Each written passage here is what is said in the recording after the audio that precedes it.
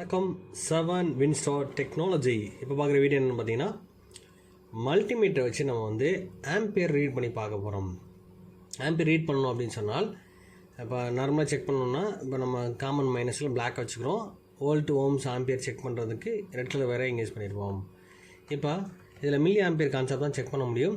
இதில் வந்து நம்ம ஒரு ஆம்ப் 2 ஆம்ப் அந்த மாதிரி கான்செப்ட் செக் பண்ணணும். ஆம்பியர் செக் பண்ணணும்னா நம்ம வந்து 10 ஏன்னு போட்டுக்க 10 ஆம்பியர் அதில் நம்ம ரெட் கலர் வேறு கனெக்ட் பண்ணிட வேண்டியதான். கனெக்ட் பண்ணிட்டு நம்ம வந்து இந்த ஆம்பியரை செக் பண்ணலாம். இது மில்லி ஆம்பியர் கான்செப்ட்டு, இது 10 ஆம்ப் ஒரு ஆம்ப்லேருந்து அதுக்கு மேலே அவருடைய ஆம்பியர் ஃபுல்லாக செக் பண்ணக்கூடிய கான்செப்ட். இதில் வந்து ஏரோ மார்க்கை நம்ம அட்ஜஸ்ட் பண்ணி வச்சுக்கணும். இதை வச்சு நம்ம வந்து ஆம்பியர் ரீட் பண்ணலாம். அப்போ அந்த ஆம்பியர் ரீட் பண்ணுறதுக்கு ஒரு ப்ரொசீஜர் இருக்குது. அதை ஃபாலோ பண்ணி தான் பண்ண முடியும். இது நார்மல் கான்செப்ட் இது பண்ணுறோம். இதை நம்ம எப்படி பண்ணணுன்ற விஷயத்தை இன்னொரு மீட்டரில் நான் செக் பண்ணி காமிக்கிறேன் உங்களுக்கு. இதன் மூலமாக நம்ம வந்து ஒரு கீபோர்டு ஃபோன் எடுத்து நான் வந்து உங்களுக்கு ஆம்பியர் ரீட் பண்ணி காமிக்க போகிறேன். அது மட்டும் இல்லை, அடுத்தது மாடல் ஆண்ட்ராய்டு ஃபோனுக்கு இந்த கான்செப்டை ஃபாலோ பண்ணலாம். இப்போ வந்து இது இன்னொரு மீட்டரில் வந்து ஆல்ட்ரேட் பண்ணியிருக்கேன் நான். அதாவது ஆம்பியர் ரீட் பண்ணுறதுக்குடைய கான்செப்ட் ரெடி பண்ணியிருக்கேன். இதை வச்சு நம்ம வந்து ஆம்பியர் ரீட் பண்ணலாம். ஆம்பியர் ரீட் பண்ணுற எப்படின்னு பார்த்தீங்கன்னா, ஒரு சர்க்யூட் வேலை செய்யும்போது, ஃபங்க்ஷன் ஆகும்போது மட்டும்தான் ஆம்பியர் ரீட் பண்ண முடியும். நார்மலாக ஒரு பேட்டரி எடுத்து டேரெக்டாக நீங்கள் வோல்ட்டு செக் பண்ணுற மாதிரியோ இல்லை ஸ்பேரை எடுத்து செக் பண்ணி ஓம்ஸ் பார்க்குற மாதிரியும் த்ரூவாக நம்ம செக் பண்ண முடியாது. அப்போ ஆம்பியர் ரீட் பண்ணி நம்ம செக் பண்ணோம்னா ஒரு சர்க்யூட் ஃபங்க்ஷன் ஆகணும். அதில் எவ்வளோ ரீடிங் எடுக்குது, அந்த பொருள் ஃபங்க்ஷன் பண்ணுறதுக்கு எவ்வளோ சக்தி அது எடுத்துக்கிறது, அந்த ரீடிங் தான் நம்ம பார்க்க போகிறோம்.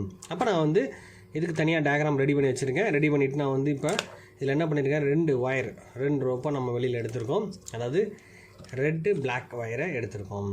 பிளாக் வந்து மைனஸ், ரெட் வந்து ப்ளஸ்ஸு. இப்போ சர்க்யூட் மூலமாக இதை பண்ணியிருக்கேன் நான். இப்போ இதை வச்சு நம்ம யூஸ் பண்ணி எப்படி ரீட் பண்ணி காமிக்க போகிறோம்.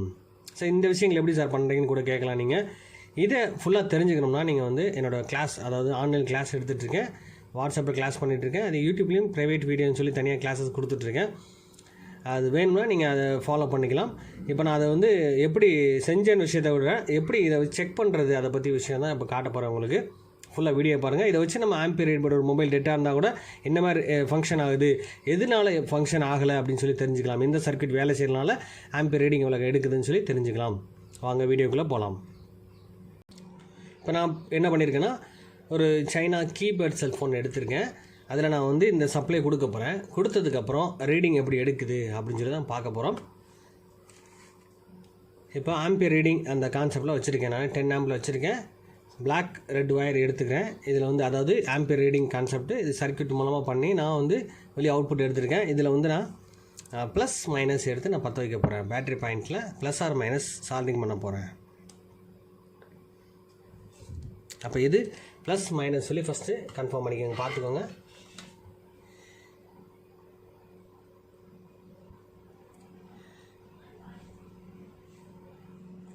அப்போ இந்த மாதிரி வந்து ஒவ்வொரு மாடலுக்கும் நம்ம வந்து ரெடி பண்ணலான்னு சொல்கிறேன் நான். இப்போ நான் என்னென்ன ப்ளஸில் வந்து டேரெக்டாக நம்ம சால்ட்ரிங் பண்ணி கொடுத்துட்டேன்.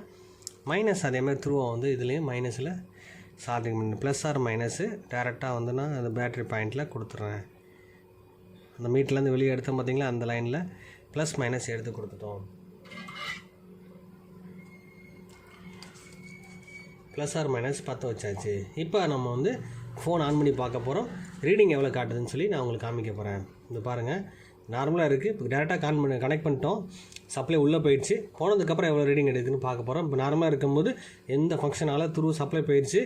இதே விஷயம் வந்து பார்த்திங்கன்னா ஷார்ட்டான எந்த மாதிரி ரியாக்ஷன் காட்டும் அப்படின்னு சொல்லி பார்க்க போகிறோம்.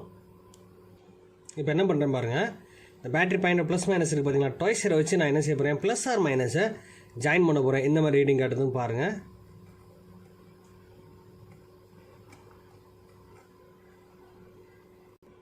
இப்போ பாருங்கள், ஷார்ட் பண்ணி காட்டுறேன் பாருங்கள். 2 பாயிண்ட்டை டச் பண்ணுறோம். டச் பண்ணும்போது ரீடிங் காட்டுது பார்த்தீங்களா. அதாவது த்ரூவாக டேரெக்டாக வந்து அந்த மொத்த ரீடிங் எடுத்துக்கணும், ரீடிங் காமிக்கும். அப்போ இதில் ஃபுல் ஷார்ட்னு சொல்லி தெரிஞ்சுக்கலாம். அதாவது டேரெக்டாக வந்து வயர் மூலமாக சேர்ந்துருக்கு, ஷார்ட் ஆகிருக்கு அப்படின்னு சொன்னால் மொத்தம் ஆம்பியர் ரீடிங் என்னவோ அதை அப்படியே எடுத்துக்கிறோம். இதே மாதிரி இப்போ செல்ஃபோன் ஆன் பண்ணும்போது எந்த மாதிரி ரீடிங் எடுக்குது, அப்போ ஆன் பண்ணுறக்கூடிய சப்ளை எதுலேருந்து வருது, எந்த ஐஸ்லேருந்து வேலை செய்யுது அப்படி தெரிஞ்சிருக்கணும். அதுக்கப்புறம் உள்ள ஆன் பண்ணதுக்கப்புறம் ரீடிங் எதுலேருந்து எடுத்துக்கிறோம், இப்போ சிபிஎம் ஃபங்க்ஷன் ஆகணும், ஃப்ளாஷ் மெமரி ஒர்க் ஆகணும். அப்போ ஒவ்வொன்றுக்கும் ஒரு கான்செப்ட் இருக்குது. அது எதெல்லாம் அவுட்புட் கொடுக்குதோ அந்த சர்க்யூட்டில் நம்ம வேலை செய்ய வைக்கும்போது ரீடிங்கை வச்சு நம்ம அந்த ஐசி வேலை செய்யுது அப்படின்னு சொல்லி தெரிஞ்சுக்கலாம். இதை நம்ம டிசி பவர் சப்ளை இல்லாமலும் நம்ம நார்மல் ஒரு மல்டிமீட்டர் வச்சு கூட நம்ம பண்ண முடியும், சிம்பிளாக பண்ண முடியும். இந்த கான்செப்ட் மூலமே தெரிஞ்சால் தான் இப்படிங்க ஒரு டெட் மொபைலை கூட நம்ம ரெடி பண்ண முடியும், ஷார்ட்டான மொபைலை கண்டுபிடிக்க முடியும்.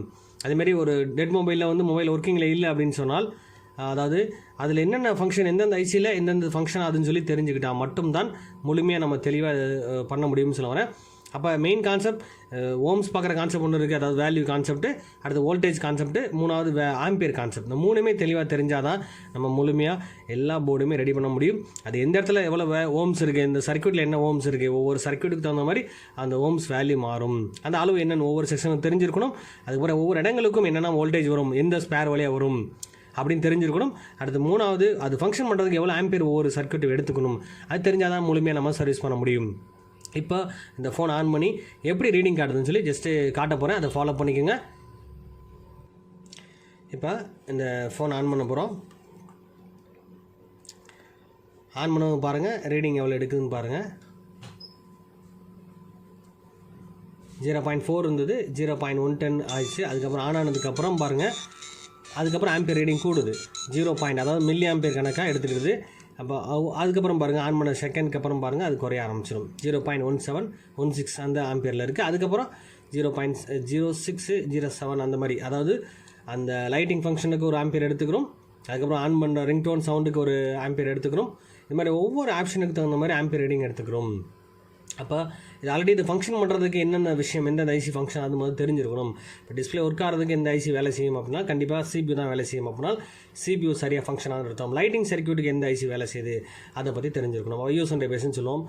இதே மாதிரி ஒவ்வொரு செக்ஷனுக்கும் ஒவ்வொரு ஐசி ஃபங்க்ஷன் பண்ணிகிட்ருக்கு. இப்போ லைட்டிங் ஃபுல்லாக ஆஃப் ஆகிடுச்சு. இப்போ செட் டெட்டில் ஆனில் தான் இருக்குது. ஆனால் வந்து பார்த்தீங்கன்னா ஜஸ்ட் அது ஆஃப் ஆனோன்னா 0 ஆயிடுச்சு. மறுபடியும் அதுக்கப்புறம் இது ஃபங்க்ஷன் நடந்துகிட்ருக்கு. இந்த ஃபங்க்ஷன் பண்ணுற கான்செப்ட் எதுன்னு சொல்லி தெரிஞ்சிருக்கணும். இப்போ இந்த ஃபங்க்ஷன் ஜஸ்ட் ஒரு செகண்ட் போயிட்டு திரும்ப வருது. அப்போ இது வேலை செய்யறதுக்கு எந்த ஃபங்க்ஷன், அதாவது இந்த ஃபங்க்ஷன் எதில் நடந்துகிட்ருக்குன்னு சொல்லி தெரிஞ்சிருக்கணும். இது மாதிரி ஒவ்வொரு சர்க்யூட்டுக்கு தகுந்த மாதிரி அந்த செக்ஷனை முழுமையாக தெரிஞ்சால் தான் எந்த ஐசியில் எது வேலை செய்யுதுன்னு சொல்லி தெரிஞ்சால் தான் முழுமையாக சர்வீஸ் பண்ண முடியும், ஃபால்ட்டு கண்டுபிடிக்க முடியும்னு சொல்ல வரேன். இப்போ இதில் நான் ஆன் பட்டன் அமுக்கிறேன். ப்ரெஸ் பண்ணதுக்கப்புறம் என்ன ரீடிங் காட்டுதுன்னு பாருங்கள். 0.15 காட்டுச்சு. அடுத்து 0 திரும்ப மறுபடியும் ஒரு செகண்ட் கட்டாய போது அந்த லைட்டிங் தகுந்த மாதிரி டிஸ்பிளேக்கு லைட்டிங் தகுந்த மாதிரி ஆம்பியர் ரீடிங் எடுத்துக்கிறோம். அதில் கீப்பர் லைட் ஆஃப் ஆயிடுச்சு, அதுக்கு தகுந்த மாதிரி ரீடிங் எடுத்துக்கிறோம். அடுத்து டிஸ்பிளே லைட் எரிஞ்சிட்ருக்கு, அதுக்கு என்ன ரீடிங் அதை எடுத்துகிட்ருக்கு. இப்போ உள்ள நான் ஆப்ஷனுக்குள்ளே போய் பார்க்க போகிறோம். மெனுக்குள்ளே போகிறேன். போகும்போது ஒவ்வொரு பட்டன்ஸ், அந்த பட்டனை ப்ரெஸ் பண்ண அந்த ரீடிங் வித்தியாசப்படுத்திட்டு இருக்கும். நீங்கள் பாருங்கள், இது மாதிரி ஒவ்வொன்றுக்கு தகுந்த மாதிரி ரீடிங் எடுத்துக்கு. இப்போ கேமராவை நீங்கள் ஆன் பண்ணுறீங்க, ஆன் பண்ண செகண்ட் இப்போ கேமரா ஒர்க் ஆகிட்டுருக்கு, ஆனில் இருக்குது அப்படின்னு சொன்னால் ரீடிங் காட்டுது பாருங்கள். கேமராவை நான் ஓப்பன் பண்ணி காமிக்கிறேன். மறைச்சிருக்கலாம் தெரியல. இந்த கேமரா வந்து நான் வந்து ரன் ஆகிட்டு இருக்கும்போது எந்த மாதிரி ஆப்ஷன் காட்டுதுன்னு பாருங்கள். கேமரா இப்போ ஒர்க் ஆகிட்டு இருக்குது. இதில் பாருங்கள், இதில் இந்த மாதிரி ரியாக்ஷன் காட்டுது. அதேமாதிரி கேப்சர் பண்ணால் இந்த மாதிரி ரீடிங் எடுத்துக்கணும்னு தெரிஞ்சுக்கணும். கேப்சர் ஆகிடுச்சுன்னா இந்த ரீடிங் எடுக்குது. இது மாதிரி ஒவ்வொரு, அதாவது கேமரா கிளாரிட்டி தகுந்த மாதிரி அந்த ஆம்பியர் ரீடிங் மாறும். அப்போ கேமரா இதில் ஃபங்க்ஷன் ஆகும், கேமரா ஐசி ப்ளஸ் அது சிபியில் வேலை செய்யும். அப்போ கேமரா ஐசியில் ஃபால்ட் இருந்தால் ரீடிங் ஹெவியாக எடுக்குது, இப்போ ஆம்பியர் ஃபுல்லாக எடுத்துக்குது. எப்படி நம்ம ஷார்ட்டில் பார்த்தோமோ அதேமாதிரி ரீடிங் எடுக்குது, நார்மல் ஷார்ட்டு ஆஃப் ஷார்ட்டுன்னு சொல்லுவோம். அந்த மாதிரி கான்செப்ட் வரும்போதும் அந்த ரீடிங் காமிக்கும். அப்போ துல்லியமாக ஒரு ஃபோன் எடுத்துகிட்டு அதுக்கு ரீடிங் என்னென்னு தெரிஞ்சிருக்கணும். இது மாதிரி ஒவ்வொரு செக்ஷன் தகுந்த மாதிரி. இப்போ இது மட்டும் இல்லை சார், ஒவ்வொரு ஆப்ஷன் அப்ளிகேஷன் ஓப்பன் பண்ணுறீங்க, அதுக்கு என்ன ரீடிங் எடுத்துக்கிறோம். அது மாதிரி மெமரி கார்டு யூஸ் பண்ணுறீங்க, கேமரா யூஸ் பண்ணுறீங்க, ரிங்டோனுக்குள்ளே போகிறீங்க, இப்படி ஒவ்வொன்றுக்கு தகுந்த மாதிரி அந்த ஆப்ஷன் ஃபங்க்ஷனாக வித்தியாசப்படும் சொல்ல வரேன். அதை முழுமையாக தெரிஞ்சுக்கணும். அது பட்டன்ஸ் ப்ரெஸ் பண்ண ரீடிங் காட்டும். அதே மாதிரி சார்ஜ் போட்டால் இந்த மாதிரி ரீடிங் காட்டுதுன்னு சொல்லி இப்போ உங்களுக்கு காமிக்க போகிறேன். இப்போ நம்ம வந்து சார்ஜரை கனெக்ட் பண்ணி பார்க்க போகிறோம். சார்ஜரை கனெக்ட் பண்ணும்போது எந்த மாதிரி ரீடிங் இருக்குதுன்னு சொல்லி நம்ம பார்க்க போகிறோம். பாருங்கள், டிஸ்பிளேயில் பாருங்கள்,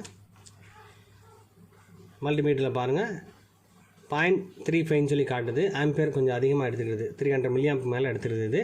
சார்ஜிங் இண்டிகேஷன் காட்டுது, சார்ஜ் ஏறிட்டுருக்கு. அப்போ ஒரு ஃபோன் சார்ஜ் ஏறதுக்கு எவ்வளோ ஆம்பியர் இந்த மாடலுக்கு தேவைப்படுதுன்னு சொல்லி பார்த்துக்கலாம். அது பேட்டரி ஃபுல்லான எந்த மாதிரி ரீடிங் எடுக்கும். அடுத்த லெவல் போகும்போது பாருங்கள் அந்த பாயிண்ட் ரீடிங் கூட்டிகிட்டே இருக்குது. ஜஸ்ட் அந்த செகண்ட் வந்து ஏறி இறங்குது பாருங்கள், தெரியுது உங்களுக்கு. இது மாதிரி நீங்கள் ஒவ்வொரு கான்செப்ட்டுக்கும் இந்த செக்ஷனுக்கு எவ்வளோ ஆம்பியர் எடுத்துக்கணும்னு தெரிஞ்சால் இந்த ஆம்பியர் ரீடிங் ப்ராப்பராக இல்லை அப்படின்னா சர்க்யூட்டில் எந்த இடத்துல ஃபால்ட்டுன்னு ஈஸியாக கண்டுபிடிக்க முடியும்னு சொல்ல வரேன். இது மாதிரி ஒவ்வொரு கான்செப்ட்டுக்குமே ஒவ்வொரு செக்ஷனுக்குமே அதோட ரீடிங் முழுமையாக தெரிஞ்சுக்கணும். அதோட செக்ஷன் இன் அவுட்டு தெரிஞ்சுக்கணும். தெரிஞ்சால் தான் முழுமையாக நம்ம தெரிஞ்சுக்க முடியும். இந்த வீடியோ பிடிச்சிருந்தா லைக் பண்ணுங்கள், ஷேர் பண்ணுங்கள், கமெண்ட் பண்ணுங்கள், சப்ஸ்கிரைப் பண்ணுங்கள், பெல் பட்டனை மறக்காமல் கிளிக் பண்ணுங்கள். Thank you friends.